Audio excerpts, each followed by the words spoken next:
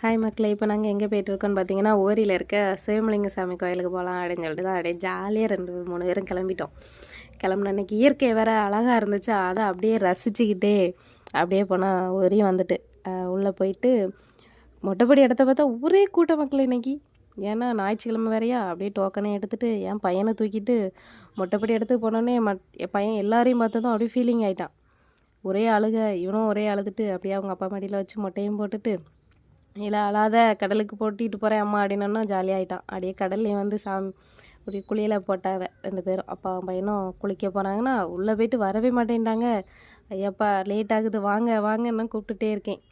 அப்படியே 2 பேரும் ஒரு வழியாக வந்துட்டாங்க. வந்ததும் கோயிலுக்கு போனால் கோயிலில் திருவிழாவா, அதனால கொடிமரத்தில் கொடியேற்றிருந்தாங்க. அதையும் பார்த்து அழகாக ரசிச்சுட்டு உள்ளே போனால் நட அழைச்சிருந்து அது வரை கொஞ்சம் வெயிட் பண்ணி சாமி தரிசனத்தை வச்சுட்டு சாமியும் தரிசனம் பண்ணிவிட்டு வெளியில் வந்தாச்சு.